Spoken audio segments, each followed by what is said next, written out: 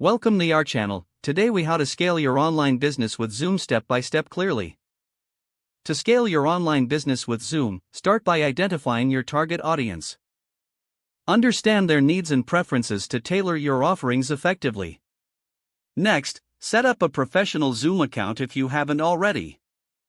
Choose the right plan that matches your business requirements. Once set up, create a consistent branding for your Zoom meetings. Use a professional backdrop and appropriate lighting to enhance your image. Schedule regular webinars or workshops to provide value to your audience. Promote these events across your social media channels and email lists. Utilize Zoom's registration feature to capture leads efficiently. Prepare engaging content for your sessions that solves problems for your audience. Encourage interaction during your meetings with polls and Q&A sessions. Record your sessions for those who cannot attend live. Edit and distribute these recordings as valuable resources on your website or social media. Build a community by following up with participants in a dedicated group or forum. Analyze feedback collected from your sessions to improve future offerings. Leverage Zoom integrations with other tools to streamline your workflow. Use analytics to track your growth and engagement metrics effectively. Explore partnerships with influencers or other businesses to expand your reach.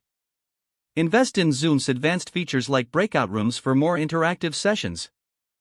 Regularly update your skills and knowledge through Zoom's own resources and courses. Stay consistent with your online presence to establish trust and authority.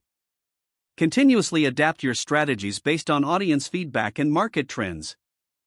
If the page does not load, refresh the browser or try again in a private or incognito window. Make sure you are using the correct email address, then retype it carefully to avoid small typos. If your password is not accepted, use the reset option and create a new strong password you can remember. Check your spam folder for verification or security emails, then complete any requested confirmation steps. Enable two-factor authentication if available to improve account security and reduce unauthorized access risk. After signing in, review your profile details so your contact information and settings are accurate and current.